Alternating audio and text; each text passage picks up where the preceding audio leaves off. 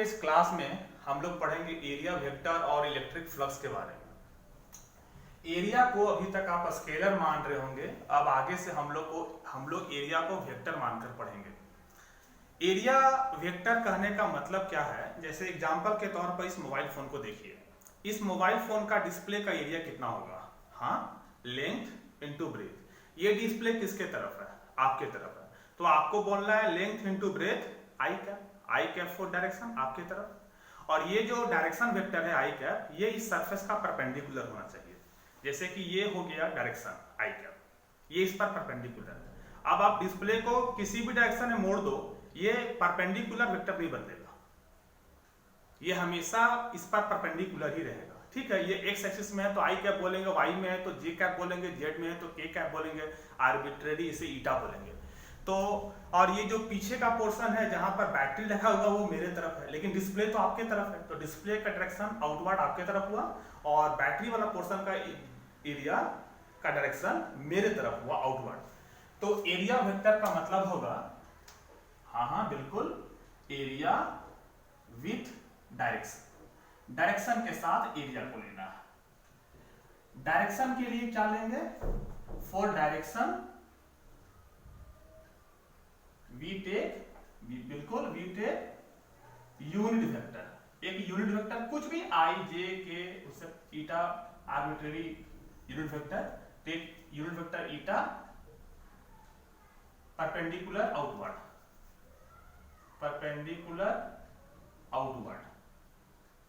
To the surface, ठीक है। अब जैसे कि ये मान लीजिए एक कोई रेक्टेंगुलर प्लेन शीट है, ये ऐसे रखा हुआ है, तो ये वाला पोर्शन जो है इस तरफ है, तो इसका एरिया क्या बोलना है आपको? ये एरिया वेक्टर हो जाएगा और ये हो जाएगा इसका magnitude as well as direction. Direction के लिए कुछ भी हो सकता है, हाँ ईटा हो सकता है। यदि ये एक्स एक्सिस में एरिया है तो आप इसे आई कैप भी बोल सकते हैं फॉर एक्स एक्सिस। ठीक है, ये समझना बिल्कुल आसान है। तो एरिया वेक्टर का मतलब होगा एरिया, और वो एरिया किस तरफ है। जैसे ये बोर्ड है तो इस बोर्ड का एरिया आपके तरफ है, पीछे तरफ थोड़ी ना हम लिख रहे हैं, तो ये डिस्प्ले जो आपको दिख रहा है वो आपके तरफ है। तो यदि आप इसको एक्स एक्सिस बोलिएगा तो आई क्या बोलिए डायरेक्शन के लिए, तो length into breath into direction vector. ठीक है, अब एरिया वेक्टर के बाद जो हमारा मेन टॉपिक है वो है इलेक्ट्रिक फ्लक्स।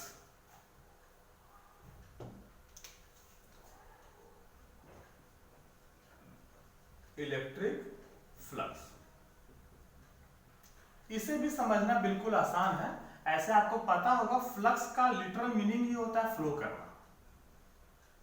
तो इलेक्ट्रिक फ्लक्स का मीनिंग क्या हो सकता है? इलेक्ट्रिक फ्लक्स का मतलब हो जाएगा फ्लो ऑफ इलेक्ट्रिक लाइंस, है ना। तो इसे समझने के लिए आप पीछे का टॉपिक को थोड़ा ध्यान डालिए, उस पर ध्यान डालिए।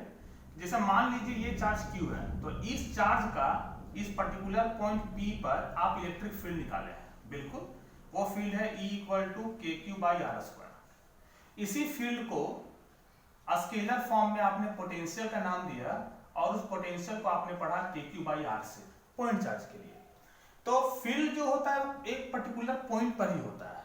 फील्ड जो होता है वो पर्टिकुलर पॉइंट पर होता है। यदि हम बोलते हैं किसी रीजन में इलेक्ट्रिक फील्ड है, तो इसका मतलब एक आपको एक पर्टिकुलर पॉइंट बोलना होगा। यदि फील्ड यूनिफॉर्म है तो हर जगह सेम है, लेकिन हर पॉइंट पर उस फील्ड का वैल्यू सेम है, लेकिन फील्ड जो होता है डिफाइन वो पॉइंट पर होता है। अब यहाँ पर यदि मैं आपसे पूछूं कि यहाँ पर इतना बड़ा एक एरिया है, अब इस एरिया से इस चार्ज का कितना इलेक्ट्रिक इफेक्ट इस पर होगा, इस एरिया पर। मेरे कहने का मतलब है कि इस एरिया से कितना इलेक्ट्रिक लाइंस इससे पास होगा। तो उसे समझने के लिए हम लोग को समझना होगा इलेक्ट्रिक फ्लक्स, उसे कैलकुलेट करने के लिए। यदि इस एरिया से 3 इलेक्ट्रिक लाइंस पास कर रहा है परपेंडिकुलर टू द एरिया, तो इलेक्ट्रिक फ्लक्स 3 बोलेंगे। जैसे एग्जांपल के तौर पर इस मोबाइल फोन को देखिए, मान लीजिए कि इस तरफ से इस तरफ यूनिफॉर्म इलेक्ट्रिक फील्ड है, और इस मोबाइल फोन को हम ऐसे रख दिए, इस एरिया को हम ऐसे रख दिए, और इस एरिया से 5 लाइंस पास कर रहा मान लीजिए, तो इलेक्ट्रिक फ्लक्स 5 होगा। 10 लाइंस पास कर रहा तो इलेक्ट्रिक फ्लक्स 10 होगा। अब इस एरिया को मैं थोड़ा सा मोड़ देता हूं, अब जो नंबर ऑफ इलेक्ट्रिक लाइन जो पास कर रहा है वो घट गया। और मोड़ देता हूं, ऐसे कर देता हूं, इलेक्ट्रिक लाइंस ऐसे है, अब इस मोबाइल से, अब इस एरिया से कोई भी इलेक्ट्रिक लाइंस पास नहीं कर रहा, तो इलेक्ट्रिक फ्लक्स हम जीरो बोल देंगे। तो इलेक्ट्रिक फ्लक्स का मतलब क्या होगा? इलेक्ट्रिक फ्लक्स का मतलब होगा, इलेक्ट्रिक फ्लक्स का मतलब होगा flow of electric lines through the given surface area. Electric flux जो होता है वो किसका होता है? वो इलेक्ट्रिक चार्ज का होता है या इलेक्ट्रिक फील्ड का होता है? तो इसे आप इस तरीके से बोलिएगा कि electric flux of an electric field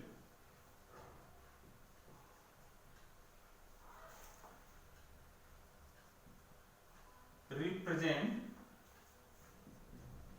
the number of electric field lines passing normally to the area of the surface।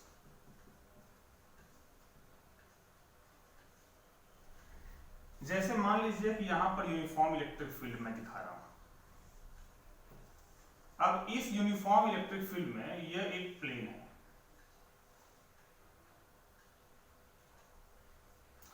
इस प्लेन से मान लीजिए 1 2 3 4 लाइन पास कर रहा है, और वो ये प्लेन इस तरह से है और टोटल 4 लाइन पास कर रहा है, और ये सारा लाइन इस प्लेन पर परपेंडिकुलर है। तो इलेक्ट्रिक फ्लक्स को हम लोग बोलेंगे 1 2 3 4 बोलेंगे। अब इसे मैं इस तरह से मोड़ दूं, अब इस सरफेस से कोई भी लाइन पास नहीं कर रहा, तो इलेक्ट्रिक फ्लक्स को मैं जीरो बोलूंगा। तो इलेक्ट्रिक फ्लक्स क्या मेजर कर रहा है? इलेक्ट्रिक फ्लक्स किसी चार्ज का किसी एरिया पर या किसी इलेक्ट्रिक फील्ड का किसी एरिया पर क्या इलेक्ट्रिक इफेक्ट होगा, उससे कितना लाइंस पास होगा, वो इलेक्ट्रिक फ्लक्स मेजर कर रहा है। पहले हम लोग चार्ज का पर्टिकुलर पॉइंट पर फील्ड निकालते थे, अब हम लोग उसी चार्ज का किसी एरिया से उस फील्ड का इफेक्ट निकाल रहे हैं, उस एरिया से कितना लाइंस क्रॉस करेगा सो निकाल रहे हैं। तो इलेक्ट्रिक फ्लक्स दो चीज पर डिपेंड किया आपका, एक डिपेंड किया इलेक्ट्रिक फील्ड पर, इलेक्ट्रिक फ्लक्स जो डिपेंड कर रहा है एक इलेक्ट्रिक फील्ड पर डिपेंड किया, और दूसरा एरिया पर डिपेंड किया। यदि एरिया बड़ा होगा तो लाइंस भी ज्यादा निकलेगा, एरिया छोटा होगा तो लाइंस भी कम क्रॉस करेगा।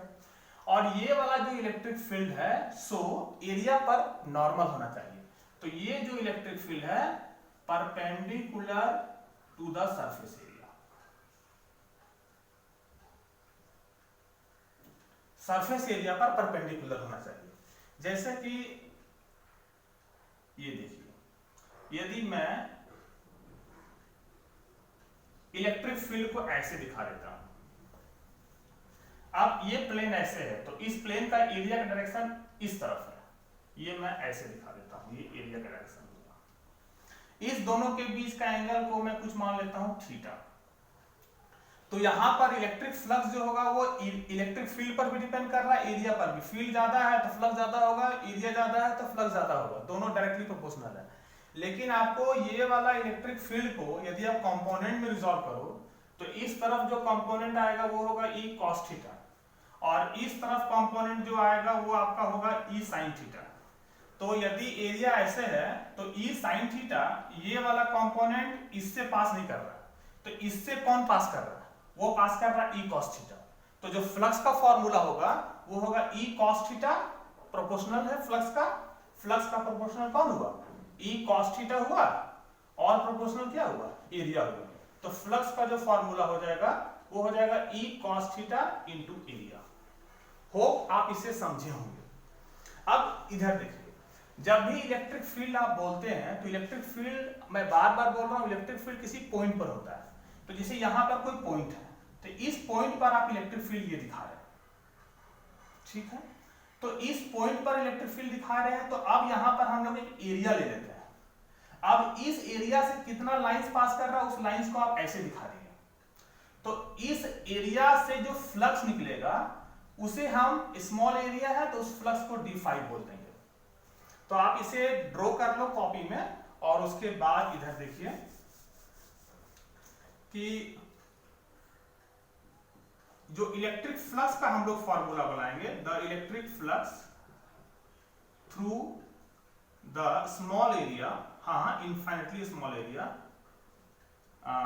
डी ए बोल दीजिए या डी एस बोल दीजिए, इज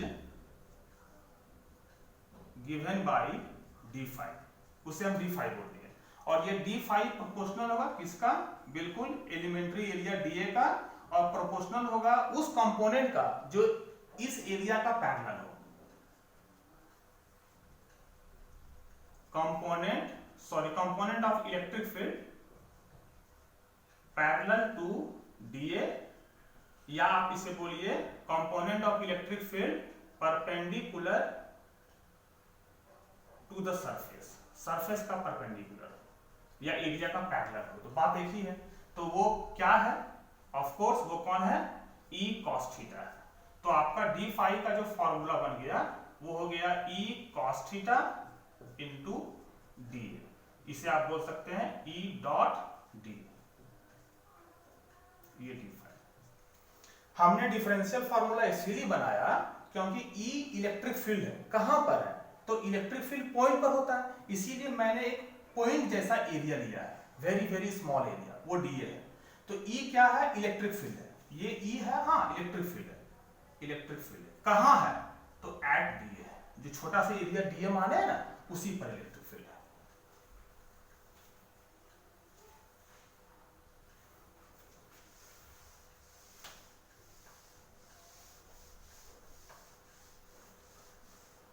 तो नेट फ्लक्स जो होगा, नेट फ्लक्स जो होगा थ्रू द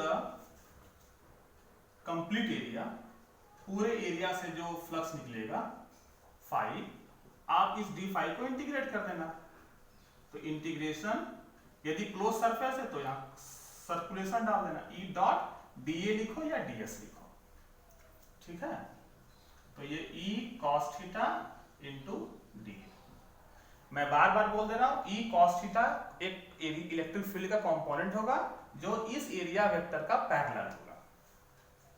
तो अभी आप समझ गए होंगे इलेक्ट्रिक फ्लक्स जो है वो दो चीज पर डिपेंड करता है, इलेक्ट्रिक फील्ड पर और एरिया पर।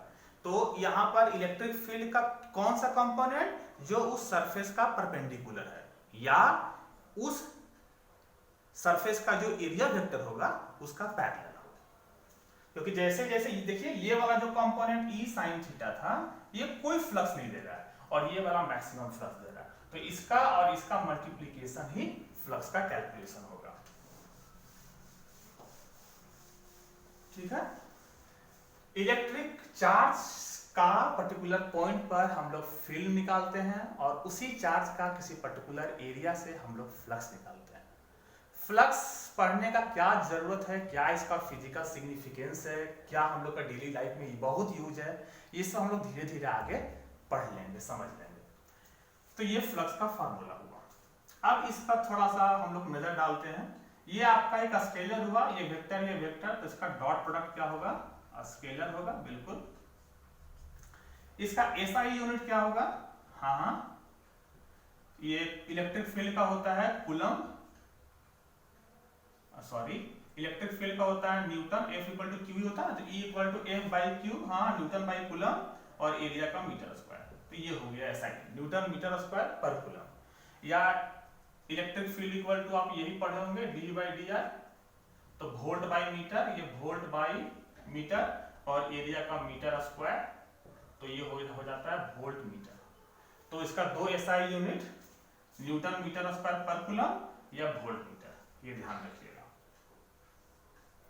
इसका डायमेंशन भी आप निकाल सकते हैं। न्यूटन का डायमेंशन क्या होगा, mlt माइनस 2, मीटर स्क्वायर का क्या होगा एल स्क्वायर, और चार्ज है तो q equal to I T, तो आई टी। अब इसे हल्का सॉल्व कर दो आप, तो m ये l का क्यूब, t का माइनस 3, i या a का पावर माइनस 1, ये इसका डायमेंशन हो गया।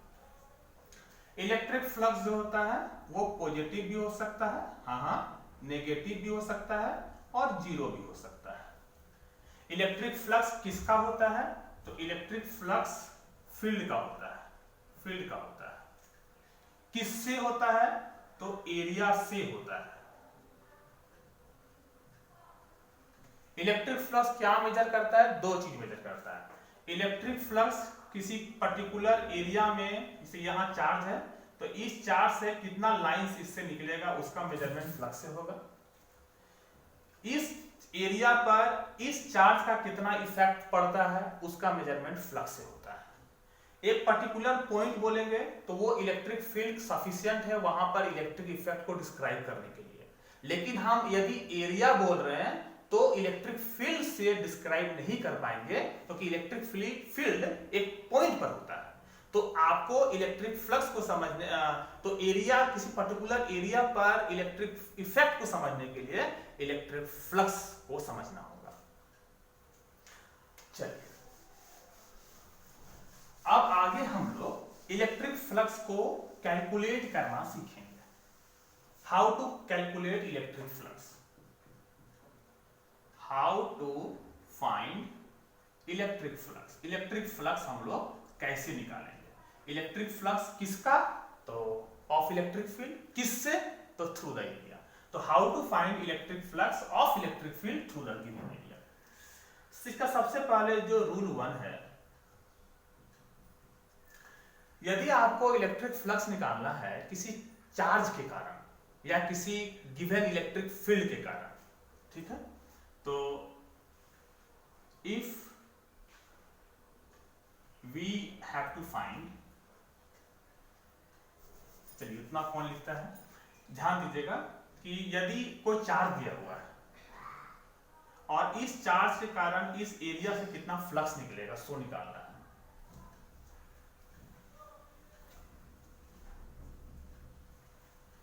इस एरिया से कितना फ्लक्स निकलेगा सो निकालना है। तो इस एरिया पर सबसे पहले इस सरफेस पर आप एक छोटा सा डिफरेंशियल एरिया मान लेना, ठीक है। वो डिफरेंशियल एरिया जो होगा इस सरफेस पर परपेंडिकुलर होगा, एरिया वेक्टर ऐसे दिखा देना। उसके बाद इस चार्ज के कारण इस सरफेस से एक इलेक्ट्रिक लाइन से, one electric line, there are infinite number of electric line, तो एक इलेक्ट्रिक लाइन से इससे पास करवा देना, ये ई हो जाएगा। ये एंगल को आप थीटा मान लेना। उसके बाद आप इससे इलेक्ट्रिक फ्लक्स निकाल लेना और उसके बाद उसको पूरा सरफेस पर इंटीग्रेट कर देना, ठीक है। तो इस तरह के केस में कंसीडर बिल्कुल an elementary area on the given surface, on the given surface एक एलिमेंट्री एरिया आप मान लेना। उसके बाद find D phi, elementary flux निकालना through the given elementary area ds। ये एलिमेंट्री एरिया dA या ds है। Using D phi equal to E dot dA या ds, इससे निकाल लेना। देन उसके बाद इसको इंटीग्रेट कर देना है, integrate over the complete area. उसके बाद इसे पूरे एरिया पर इंटीग्रेट कर देना। तो phi equal to integration of D phi हो जाएगा। तो ये हो जाएगा ई डॉट dl। फिर बोल दे रहा हूं ई क्या है बाबू? इलेक्ट्रिक फील्ड है। कहां है? तो dA पर है, dA पर है। ई क्या है? इलेक्ट्रिक फील्ड है। कहां है? तो एट dA है। इसीलिए आप एक इलेक्ट्रिक लाइन जहां आप dA मानोगे वहां से पास करवा देना, ठीक है। इसका दूसरा कैटेगरी क्या है? कैटेगरी 2 में जैसे मान लीजिए किसी क्वेश्चन में इलेक्ट्रिक फील्ड का वैल्यू IJK में दिया हुआ है। इफ E जो है is given in terms of I, J and K, तो आपको मतलब इलेक्ट्रिक फील्ड वेक्टर में दिया हुआ तो एरिया को भी आप तुरंत IJK में लिख देना। Then write the area vector also in terms of I J K में लिख देना। उसके बाद आप सीधे यूज करना phi equal to integration of E dot D S या ई डॉट एस, आपका आंसर आ जाएगा। अब कुछ क्वेश्चन के हेल्प से हम समझेंगे इसे। अभी थोड़ा सा लग रहा होगा क्या है, लेकिन अब ये बिल्कुल आसान है समझना, ठीक है। चलिए फर्स्ट क्वेश्चन, मान लीजिए एक चार्ज है Q, यहां पर एक चार्ज Q मान लेते हैं। ये कहां पर है? At the centre of A sphere, एक स्फीयर का सेंटर पर है, और उस स्फीयर का रेडियस क्या है? R मान लेते हैं, इसका रेडियस R है। आपको निकालना है फ्लक्स थ्रू द स्फीयर, ये सर्कल नहीं स्फीयर है। Find the flux through the sphere, through the sphere, complete sphere से फ्लक्स निकालना है, ठीक है। तो रूल क्लियर है आपको। सबसे पहले आपको क्या मानना होगा? एलिमेंट्री सेक्शन मानना होगा। एलिमेंट्री सेक्शन कहां मानना होगा? तो एलिमेंट्री सेक्शन कहीं भी एक सरफेस पर मान लेना होगा। ये एलिमेंट्री सरफेस मान लिया। ये एलिमेंट्री सरफेस का एरिया डी मान लेते हैं और उसका डायरेक्शन आउटवर्ड, हमेशा आउटवर्ड लेना है, ठीक है। अब इससे कितना लाइंस निकल रहा है? बहुत लाइंस निकल रहा है। तो एक लाइन पास करवाना है इस एरिया से, है ना, एक लाइन पास करवाना है। तो ये हुआ एक लाइन। मैं देख रहा हूं कि E और DA क्या है? दोनों एक ही डायरेक्शन में है। तो इससे जो फ्लक्स निकलेगा वो कितना होगा? हाँ, फ्लक्स थ्रू द बिल्कुल elementary area, elementary area ds या DA मानो ना, DA is D phi equal to, बोल दीजिए फार्मूला से बनाइएगा तो E डॉट DA, लेकिन ध्यान रखिएगा ऑटोमेटिक वो आपका कंपोनेंट आ ही जाएगा जो इस डायरेक्शन में है। तो यहाँ पर दोनों के बीच का एंगल 0 है, तो E D हो गया। अब टोटल फ्लक्स कितना होगा? तो नेट फ्लक्स, नेट फ्लक्स कहां से? नेट फ्लक्स किसका फ्लक्स जी? तो नेट फ्लक्स ऑफ किसका? फील्ड का या चार्ज का? चार्ज का। Net flux of charge Q किससे है जी? थ्रू द स्फीयर, पूरे स्फीयर से। Phi equal to integration of T phi, इसको इंटीग्रेट कर दीजिए, आप सॉल्व कर दीजिए।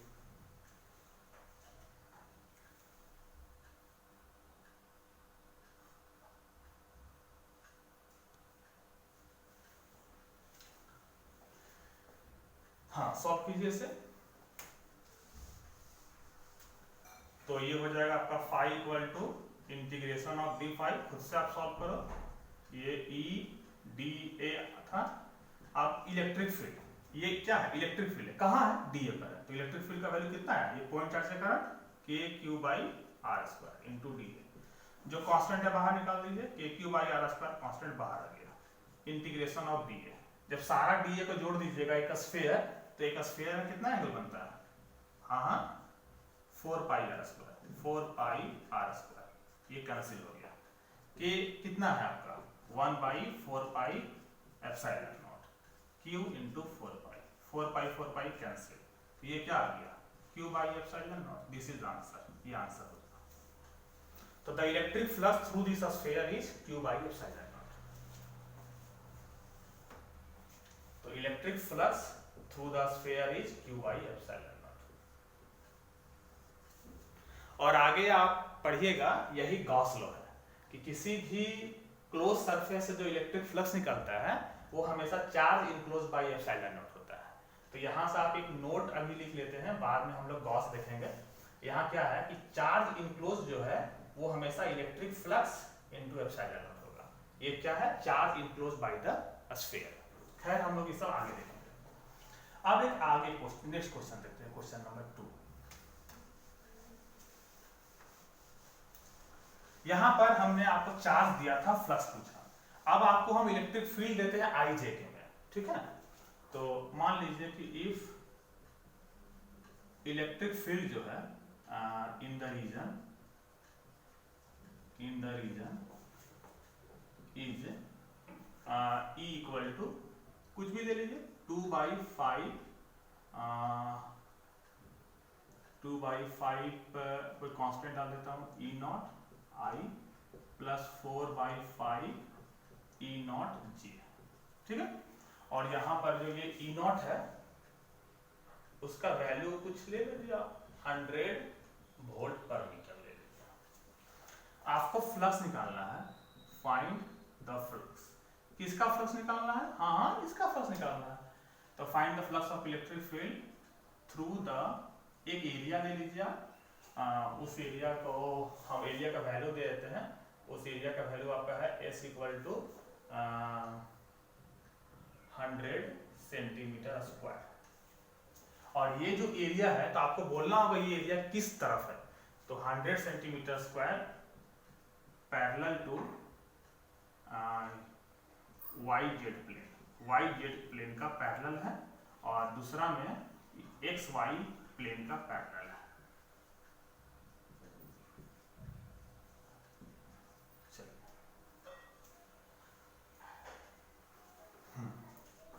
बनाइए इसको। अब यहाँ पर आप देखो इलेक्ट्रिक फील्ड क्या दिया हुआ, IJK में दिया हुआ। तो सिंपल एरिया को भी IJK में लिख दो। तो flux through the area, first वाला मैं बना रहा हूँ, through the area parallel to YZ plane. तो फाई इक्वल टू आप सीधे E डॉट S लगा दो, या इंटीग्रेशन वाला भी लो आप, बाद में इसको लिख दो। तो इलेक्ट्रिक फील्ड आपका कितना है 2/5 E not I plus 4/5 E not J, ठीक है। अब एरिया वेक्टर को IJK में बोलो, तो पैरेलल टू YZ प्लेन। तो मान लेते इसी को मान लेते हैं ये Y है और ये Z है, ये प्लेन है। तो इसका एरिया वेक्टर किधर होगा? इधर होगा। YZ प्लेन का एरिया वेक्टर मतलब इस पर परपेंडिकुलर किधर होगा? X वाला होगा। तो इसके लिए आपका एरिया वेक्टर क्या हो जाएगा? SI हो जाएगा। अब I डॉट I तो 1 हो जाता है, तो ये हो जाएगा 2/5 E नॉट इंटू S, और J डॉट I क्या हो जाएगा? 0। ये आपका आंसर आ गया। आप वैल्यू पुट कर दो। E नॉट का वैल्यू कितना था? 100 है, और एरिया का वैल्यू कितना? 100 सेंटीमीटर स्क्वायर। ये आंसर हो गया। हाँ, यूनिट इसका हो जाएगा वोल्ट मीटर, ठीक है। हाँ, अब सेकेंड वाला। सेकेंड में आपको फ्लक्स निकालना है parallel to XY plane, XY plane. तो XY प्लेन का पैरेलल निकालना, तो XY प्लेन का परपेंडिकुलर क्या होगा? इसे मान लीजिए ये X है, ये Y है, इसका परपेंडिकुलर कौन है? Z है। तो यहाँ पर एरिया वेक्टर, इसके लिए एरिया वेक्टर क्या होगा? इसके लिए एरिया वेक्टर हो जाएगा SK, और इसके लिए एरिया वेक्टर क्या था? हाँ, SI कैप था। तो यहाँ SK कैप रखा। अब K कैप रखा है तो I डॉट K कैप क्या होगा? 0 होगा, और J डॉट K कैप क्या होगा? 0। तो इससे फ्लक्स मेरा 0 आ रहा है। आसान है। बस दो तरह का ही क्वेश्चंस आपके एग्जाम में पूछे जाएंगे, जो फर्स्ट वाला और सेकंड वाला। इसी तरीके का कुछ और क्वेश्चन बना के हम लोग प्रैक्टिस कर लेते हैं। क्वेश्चन नंबर 3,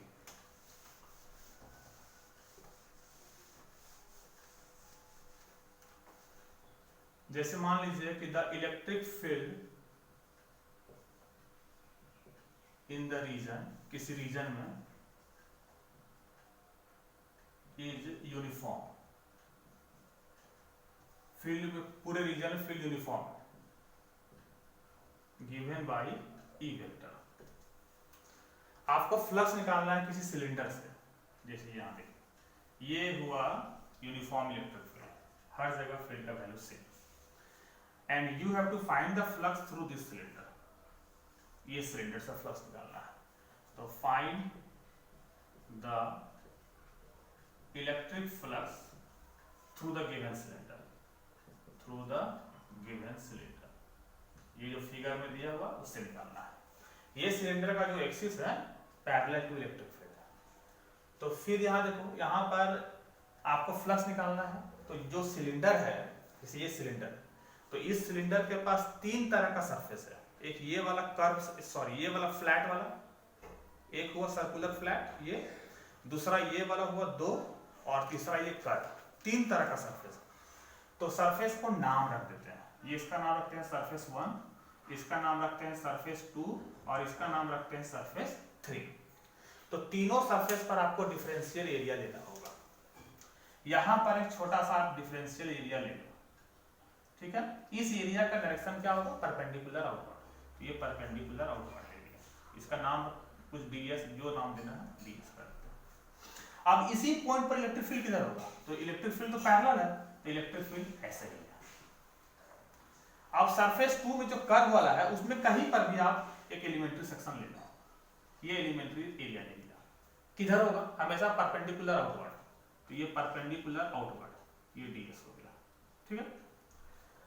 अब यहां पर इलेक्ट्रिक फील्ड दिखाना है। बार बार बोलता हूं कि phi equal to E integration of E dot d है। तो E क्या है, इलेक्ट्रिक फील्ड कहां है, d पर है। तो यहां पे इलेक्ट्रिक फील्ड कहां होगा, इलेक्ट्रिक फील्ड इधर है, ये E दिखा देते हैं। अब सरफेस 3 यहां है, तो इसका एरिया किधर होगा, परपेंडिकुलर आउटवर्ड, तो परपेंडिकुलर आउटवर्ड इधर होगा, ये एरिया ds हो गया। अब इस पर इलेक्ट्रिक फील्ड किधर है, इधर है, तो ये E हो गया, ठीक है। अब आप निकालिए फ्लक्स। तो हर एक का अलग निकालने से ज्यादा अच्छा होगा एक ही में निकाल देना। तो नेट इलेक्ट्रिक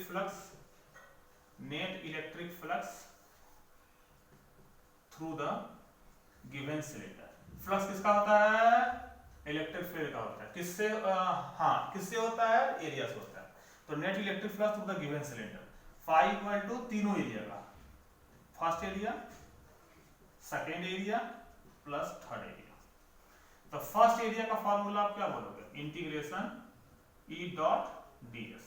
यहां नाम देते हैं सरफेस 1, ये लिमिट नहीं है, नाम रख दिया surface 1, plus integration E dot ds, ये surface 2, plus integration E dot ds surface 3। अब सरफेस 1 पर E इधर है, ds इधर है, तो दोनों के बीच का एंगल कितना हो गया, 0। E यूनिफॉर्म है, बाहर आ गया। इंटीग्रेशन ऑफ ds पर s बोल दिया। s क्या हो जाएगा, सरफेस एरिया, किसका, इसका प्लस ये वाला 90 डिग्री का एंगल है, तो इलेक्ट्रिक फील्ड आपका x एक्सिस में है, y में इधर ds की तरफ है, ये नहीं है, तो फ्लक्स तो होगा नहीं। और फार्मूला में देख लो, E ds cos 90, ये 0 हो गया, प्लस अब इससे फ्लक्स देखिए, ये 180 का एंगल बना रहा है, तो cos 180 -1 होता है, E ds cos 180 माइनस हो गया, तो ये हो जाएगा आपका E integration of ds s cos π -1। तो ये es और ये माइनस es, 0 हो गया। तो इससे फ्लक्स कितना निकला, 0 निकला। अब 0 फ्लक्स, लेकिन लाइंस तो इससे पास कर रहा है, तो 0 फ्लक्स का मतलब ये नहीं होगा कि इलेक्ट्रिक फील्ड 0 है। 0 फ्लक्स इसीलिए आया क्योंकि जितना लाइंस इस एरिया से घुसा, उतना ही लाइंस उसके सामने वाले सेम एरिया से निकल गया, तो फ्लक्स 0 होगा। हाँ, यदि यहां पर एरिया हम चेंज कर दें तो फ्लक्स आ जाएगा। तो यहां पर एक बहुत ही खूबसूरत नोट हमें मिल गया। ये नोट क्या है, ये नोट है कि इफ इलेक्ट्रिक फ्लक्स जो है of electric field through the given area is 0, यदि इलेक्ट्रिक फ्लक्स इक्वल टू 0 आता है, तो इसका मतलब ये नहीं होगा, इट डज नॉट मीन कि इलेक्ट्रिक फील्ड 0 है, मीन दैट इलेक्ट्रिक फील्ड 0 है, इसका मतलब ये नहीं होगा, ठीक है। इलेक्ट्रिक फील्ड 0 हो यदि है तो फ्लक्स तो 0 है, वो तो एक्सिस्टेंस उसका नहीं होगा। लेकिन यहां पर इलेक्ट्रिक लाइंस पास कर रहा था, as in the above question, जैसा कि आपने अभी वाले क्वेश्चन में देखा। तो यहां क्या हुआ, तो इफ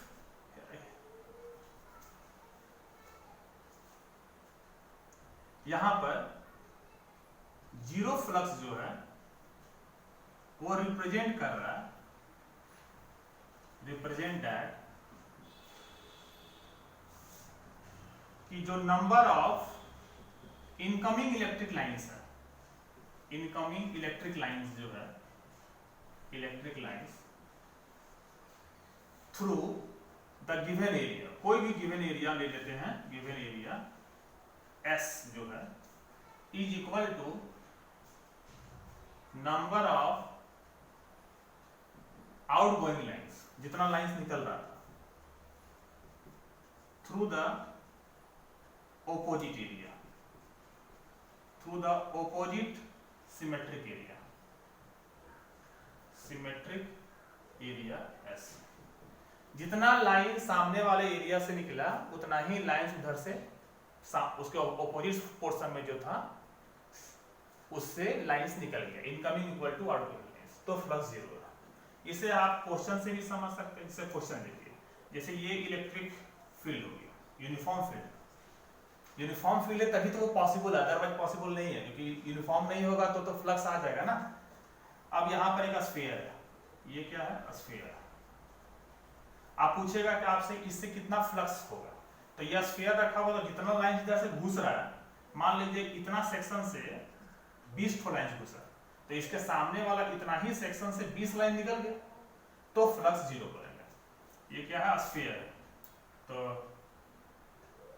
हियर क्वेश्चन में क्या है कि एक स्फीयर है, इसको हम रखे हैं कहां पर, is placed in uniform field E, then flux through the sphere is क्या है, through the complete sphere is zero. पूरे स्फीयर से फ्लक्स जीरो है, क्योंकि जितना जा रहा है उतना निकल रहा है। उसी तरीके से मान लीजिए कि यहां पर कोई क्यू रख दिया, आप इधर से जो फील्ड यूनिफॉर्म है, तो जितना लाइन इधर से घुस रहा है उतना सामने वाले फेस से निकल रहा है, तो ये फ्लक्स जीरो हो जाएगा। तो ये बहुत बढ़िया रिजल्ट देता है। चलिए कुछ और क्वेश्चन से हम लोग देखते हैं।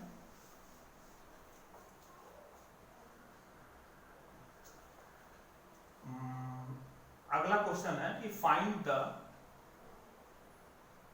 Electric flux through the given cylinder. ये जो हम सिलेंडर फिगर में ड्रॉ करेंगे उससे आपको फ्लक्स निकालना है। ये एक्स एक्सिस है, ये वाई एक्सिस है, ये सिलेंडर है, ठीक है।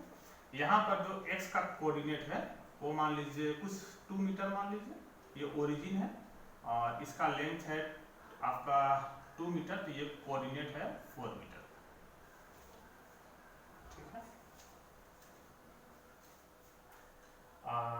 इलेक्ट्रिक फील्ड जो इस रीजन में है, इलेक्ट्रिक फील्ड जो इस रीजन में दिया हुआ है वो मैं आपको देता हूं 3xi प्लस 4, बस इतना ही होगा, या सिर्फ 3xi। Electric field equal to दिया हुआ 3xi। तो आपको फ्लक्स निकालना है इस पूरे सिलेंडर से। तो फिर यहां पर आप नाम दे दीजिए, सिलेंडर का कुछ रेडियस मान लीजिए, द रेडियस ऑफ सिलेंडर जो है, द रेडियस ऑफ सिलेंडर जो है इक्वल टू r मान लीजिए। तो यहां पर देखिए, यहां पर फिर आपको नाम देना होगा सरफेस का, सरफेस 1, सरफेस 2 और ये सरफेस 3। तो यहां पर electric field i j k में दिया हुआ है, तो जब इलेक्ट्रिक फील्ड साफ साफ i j k में दिया हुआ है तो ज्यादा बेहतर होगा आप एरिया को भी i j k में ही लिखेंगे। तो इसका जो एरिया होगा वो किस तरफ होगा, इस तरफ होगा ना, ds। इसका जो एरिया होगा यहाँ पर वो आप इस तरफ ले लीजिए, ये ds हो गया, और इसका जो एरिया होगा वो इस तरफ होगा, यहाँ पर इस तरफ होगा ds। तो इलेक्ट्रिक फ्लक्स थ्रू सरफेस 1 जो होगा, इलेक्ट्रिक, हाँ आप एक बार में भी निकाल सकते हैं, मैं अलग निकाल देता हूँ आपके समझने के लिए। इलेक्ट्रिक फ्लक्स थ्रू सरफेस 1, इस सरफेस से कितना फ्लक्स निकलेगा, तो फाई 1 इक्वल टू, बिल्कुल आप ई डॉट एस डायरेक्ट कर देता हूं। तो इलेक्ट्रिक फील्ड का वैल्यू कितना है, या डिफरेंशियल फार्मूला से ही हम निकाल सकते हैं। ई का वैल्यू कितना है, 3xi है डॉट। अब ये जो ds है उसका एरिया किधर है, एक्स एक्सिस में है, तो इसे आप लिखिएगा ds i। अब ये i कैप कितना हो गया, 1 हो गया, अब यहाँ पर जो x का वैल्यू है, यहाँ पर इस सरफेस के लिए x का वैल्यू कितना है 4, तो यहाँ आप इंटू 4 कर दीजिए, तो 4 तिया 12 हो गया, i डॉट आई 1 हो गया, और ds का इंटीग्रेशन, इसका ds का इंटीग्रेशन क्या हो जाएगा 12s, और इसका एरिया हो जाएगा क्या, मान लीजिए रेडियस r है तो पाई r स्क्वायर हो गया। ठीक है, इक्वेशन 1 ये हो गया। अब निकाल लिया फ्लक्स थ्रू सरफेस 2, है ना। अब फ्लक्स थ्रू सरफेस 2, इससे कितना फ्लक्स निकलेगा, तो इलेक्ट्रिक फ्लक्स थ्रू सरफेस 2, तो फाई 2 इक्वल टू कितना हो जाएगा, इंटीग्रेशन E डॉट ds। अब यहां पर E का वैल्यू कितना है आपका, तो 3xi है, लेकिन ये तो परपेंडिकुलर है ना इस पर, तो ये I डॉट j हो जाएगा, 3xi डॉट j, तो ये तो ऐसा ही आपका 0 हो जाएगा। आप निकालिए flux through surface 3, electric flux through surface 3। हाँ, ये वाला मान लीजिए आप यहाँ सामने वाला पोर्शन लीजिएगा तो ये k हो जाएगा ना, ये हमेशा जो है I पर परपेंडिकुलर ही रहेगा ये surface. Electric flux through surface 3, तो फाई 3 ये हो जाएगा E dot ds for surface 3, तो E का वैल्यू कितना है आपका, E का वैल्यू है 3xi डॉट, इसका एरिया ds इस तरफ है, तो इसके लिए आप माइनस आई कैप ले लीजिए। अब यहाँ पर s का वैल्यू कितना है 2 है, तो s का वैल्यू 2 डाल दीजिए, तो ये हो जाएगा 3 दूना 6, ये माइनस 6s हो जाएगा, और ये कितना हुआ था 12s हुआ था, तो नेट फ्लक्स कितना हो जाएगा, नेट फ्लक्स बताइए, नेट फ्लक्स किसका, ऑफ इलेक्ट्रिक फील्ड हुआ, किससे, through the cylinder, phi equal to, तीनों को जोड़ दीजिए, phi 1 plus phi 2 plus phi 3, तो फाई 1 कितना है, फाई 1 12s, फाई 2 0 है, फाई 3 कितना है माइनस 6s, तो आपका फ्लक्स कितना हुआ 12 माइनस 6 6s, तो 6 एरिया कितना है पाई r स्क्वायर, क्या जो दिया रहेगा ये आंसर होगा, दिस इज द फ्लक्स।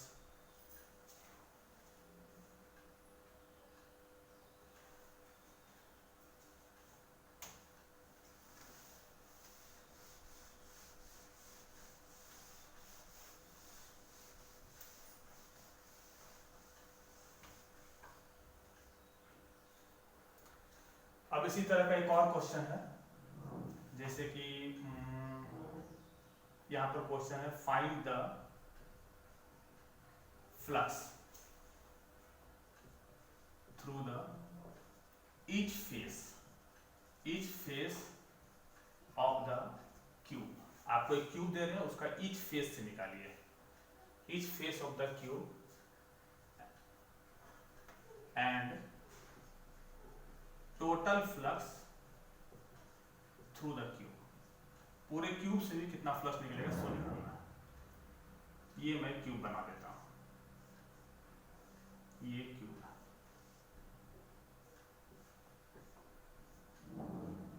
ये हुआ x एक्सिस, ये हुआ y एक्सिस, ये हुआ z एक्सिस। यहां पर जो x का वैल्यू है ये मैं आपको दे देता हूं 2 मीटर, और यहाँ पर इसका वैल्यू है 3 मीटर, इसका मतलब हर साइड कितना हुआ 1 मीटर का। और इस रीजन में जो इलेक्ट्रिक फील्ड है वो आप कुछ ले लीजिए, electric field in the region, ये जो है इलेक्ट्रिक फील्ड जो है इन द रीजन वो है E इक्वल टू कुछ भी ले लीजिए, जैसे कि 3/4 या इजी रहेगा तो आप ले लीजिए 3xi प्लस 4j, ये इलेक्ट्रिक फील्ड दिया होगा। अब निकालना है आपको फ्लक्स, देखिए मैं हेल्प कर दे रहा हूँ आपका, तो जैसे कि इसका नाम रख दीजिए, जैसे ये वाला जो एरिया है इसका नाम A1 रख दीजिए, ये वाला एरिया A2 रख दीजिए, ये वाला A3 रख दीजिए, ये सामने वाला एरिया A4 रख दीजिए, ये वाला A5 रख दीजिए, पीछे वाला A6 रख दीजिए, इस तरह से सबका नाम रख दीजिए। अब जैसे ये वाला जो एरिया है इसका एरिया वेक्टर किधर होगा, इधर होगा, तो एरिया वेक्टर इधर होगा तो मैं एक निकाल दे रहा हूँ इससे, फ्लक्स फर्स्ट फ्लक्स जो होगा इस एरिया से कितना होगा, ई डॉट ए होगा। तो ई का वैल्यू कितना है 3xi प्लस 4j डॉट। अब इसका एरिया में हम क्या डालेंगे, एरिया तो होगा साइड स्क्वायर होगा, तो साइड कितना है 1 है। तो अभी फिलहाल मैं इसे a रहने देता हूँ और ये i कैप है, तो i कैप, तो i डॉट i कितना होता है 1 होता है, और x का वैल्यू यहाँ कितना है 3 है, तो x का वैल्यू आपको 3 डालना होगा। तो 3 3 9, ये आंसर हो गया 9a। एरिया लास्ट में आप पुट कर देना वोल्टमीटर। उसी तरह से यदि आप इसका निकालोगे a3 से, a3 ये वाला है, तो a3 का आप कैसे निकालिएगा, e डॉट ए, आप e का वैल्यू आप डाले 3xi प्लस 4j, और ये वाला एरिया क्या है ऐसे जाएगा, ये j कैप जाएगा, aj आएगा। तो एरिया में aj, तो i डॉट j तो 0 हो गया ना, तो 4j डॉट j 1 होता है, तो ये 4a हो जाएगा। इस तरीके से आप हर एक से इलेक्ट्रिक फ्लक्स निकाल लीजिए, उसका टोटल फ्लक्स को ऐड कर दीजिए, वो होगा फ्लक्स थ्रू द क्यूब। कभी कभी क्वेश्चन में ये भी पूछता है कि what is the electric charge inside the cube, ऐसा पूछे। तो अभी तो गॉस हम लोग पढ़े नहीं है, लेकिन अभी आप दिखाएं कि जब भी चार्ज इनक्लोज निकालना रहेगा तो जो फ्लक्स आएगा थ्रू द क्यूब उसको मल्टीप्लाई कर दीजिएगा एप्सिलॉन नॉट से। आगे क्लास में कुछ और भी क्वेश्चन हम लोग देखेंगे फ्लक्स पर, उसके बाद गॉस लोग करेंगे।